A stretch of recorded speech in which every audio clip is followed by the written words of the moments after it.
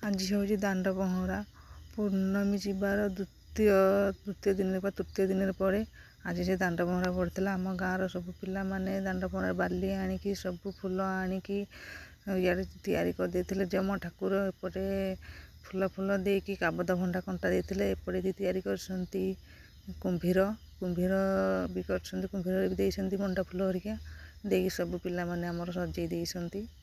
ବହୁତ ସୁନ୍ଦର ଭାବରେ ସଜେଇଛନ୍ତି ଠାକୁର, ବଢ଼ିଆ ବି ଲାଗୁଛି ଦେଖିବା ପାଇଁ। ପିଲାମାନେ ଏତେ ସୁନ୍ଦର ଭାବରେ ସଜେଇଛନ୍ତି, ତାଙ୍କର କେତେ ଡ୍ରଇଂ ହାତ ମୁଁ ଖାଲି ଭାବୁଛି।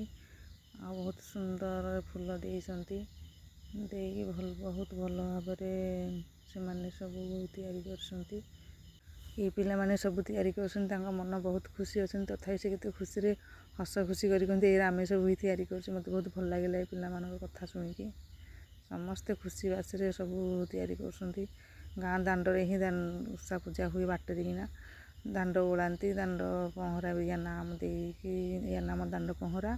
ଘରେ ଭୋଗ ତିଆରି ହେଇଥିଲା, ପକୋଡ଼ି ହେଇଥିଲା, ବରା ହେଇଥିଲା, ସୁଜି କାକେରା ହେଇଥିଲା, କଦଳୀ ଭୋଗ କିଣା ହେଇକି ଆସିଥିଲା।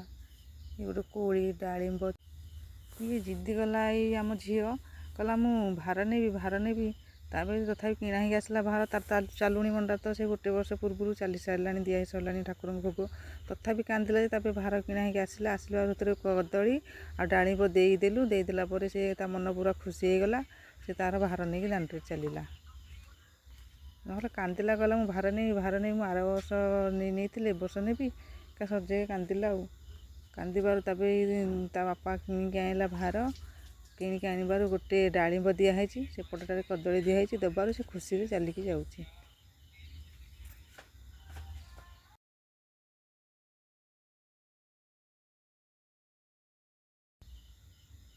ତଥାପି କହୁଛି ମୋତେ ଭିଡ଼ିଓ କର। କି ଖୁସି, ତା ମନ ପ୍ରବଳ ଖୁସି। ଚାଲିକି ଯାଉଛି ଯେହେତୁ ନେଇକି, ଖାଲି ଧାଇଁ ଆଗରେ ପଳଉଛି। ଯାଇକି ପହଞ୍ଚି ସାରିଲାଣି ଠାକୁରଙ୍କ ପାଖରେ। ନେଇକି ଠାକୁରଙ୍କ ପାଖରେ ଥୋଇବ।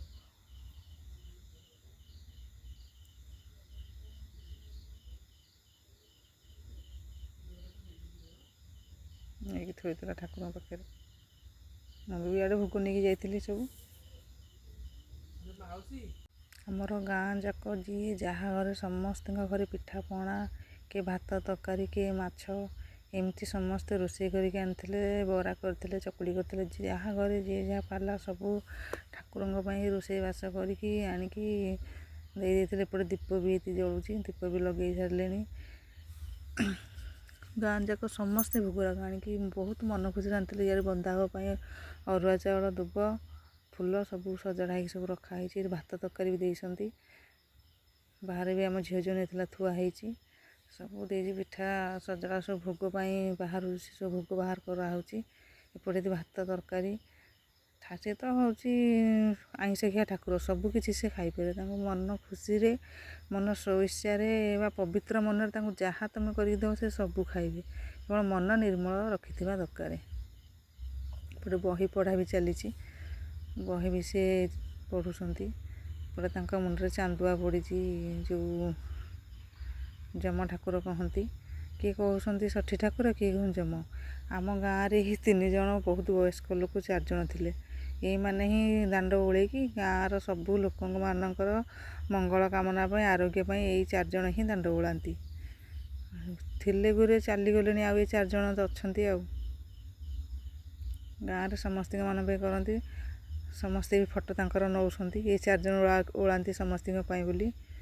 ସବୁ ପିଲା ଛୁଆମାନ ଯାହା ଯେତେ ଯିଏ ଅଛନ୍ତି ସମସ୍ତଙ୍କ ପାଇଁ ଦାଣ୍ଡ ଓଳାନ୍ତି ତାଙ୍କରି ନାଁରେ।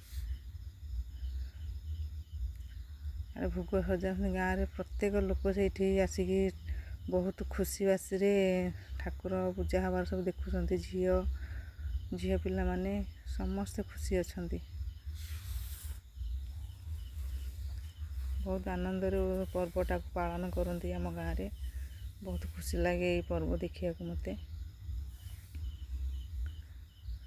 ସମସ୍ତେ ମାନେ ସବୁ ନାତୁଣୀ ହେବେ ବୋଲି ସବୁ ଲାଗୁଛନ୍ତି ତାଙ୍କମାନଙ୍କ ସହିତ। ନିଆଁ ବି କରିଦେଇଛନ୍ତି, କାଳେ ଶୀତ ହେବ ବୋଲି, ବୁଢ଼ୀ ଲୋକ ତ ନିଆଁ ବି କରିଦେଇଛନ୍ତି ସେମାନେ ନିଆଁ ପଇଁଆ ଲାଗି। ଶୀତ ହେଉଛି ବୋଲି ସେ ଘୋରି ଘାରି ହେଇକି ଆସିକି ସବୁ ଏଠି ଅଛନ୍ତି ଆଉ। ବହି ପଢ଼ା ସରି ଆସିଲାଣି, ଆଉ ଅଳ୍ପ ଅଛି ପଢ଼ିବା ପାଇଁ ଆଉ।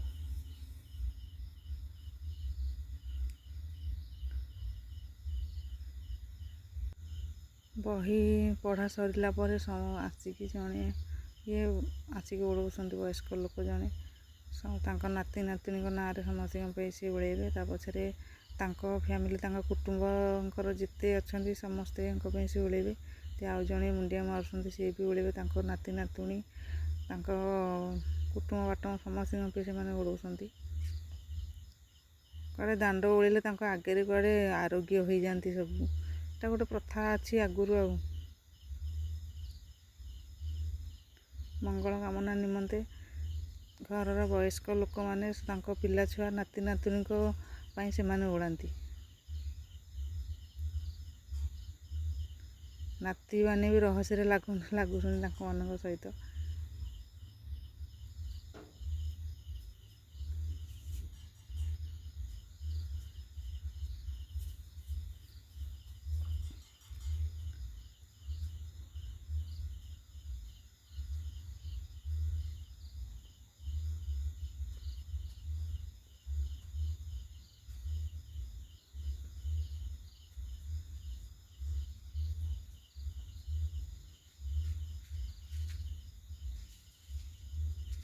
ନାତୁଣୀ ଧରିକି ଓଳେଇବାକୁ ଗଲା ମୋ ବୋଉ।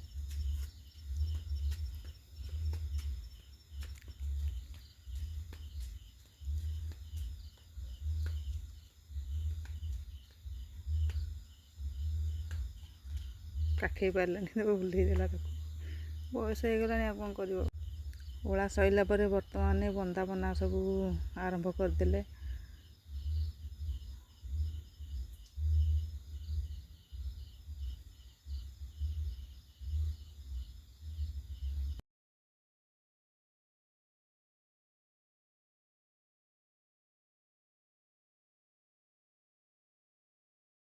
ବନା ସରିଗଲା, ତାପରେ ଠାକୁରଙ୍କ ପାଖରେ ଭୋଗ ଲଗେଇଥିଲେ।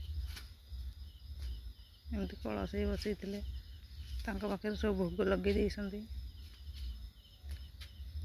କେତେ ଭୋଗ ଦେଇଛନ୍ତି ସମସ୍ତେ। ମୁଣ୍ଡିଆ ମାରି ସାରିଲେ, ବନ୍ଦାପନା ସାରିଲା ପରେ ମୁଣ୍ଡିଆ ମାରିଲେ ସମସ୍ତେ। ଯେଝା ଭୋଗ ଯେଝା ଉଠେଇ ନେଲେ। ପିଲାଗୁରା ମାନିଲେନି, ଆଗ ଭୋଗ ନେଇ ଖାଇଦେଲେ। ଯେଉଁଟା ଭଲ ଭଲ ଭୋଗ ଆଗ ଦେଖିକି ସେମାନେ ଖାଇ ଦେଉଛନ୍ତି। ବହୁତ ଖୁସି ଲାଗୁଛି ଏ ଦୃଶ୍ୟ ଦେଖିକି। ଛୋଟ ଗାଁ ହେଲେ କ'ଣ, ବହୁତ ଖୁସି ବାସିରେ ଆମ ଗାଁଟି ଚଳୁଛି। ଭୋଗ ବି ହାତ ପୁରେଇକି ମନ ଇଚ୍ଛା ନେଇ, ଏଗୁଡ଼ା ଦେଖିକି ମୋତେ ଭାରି ଖୁସି ଲାଗୁଛି।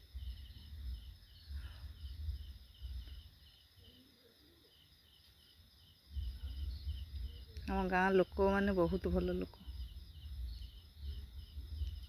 ସମସ୍ତଙ୍କ ମୁହଁରେ ପୁରା ହସ। ପ୍ରତ୍ୟେକ ପର୍ବପର୍ବାଣି ଆମ ଗାଁରେ ବହୁତ ଖୁସି ବାସିରେ ପାଳନ କରନ୍ତି।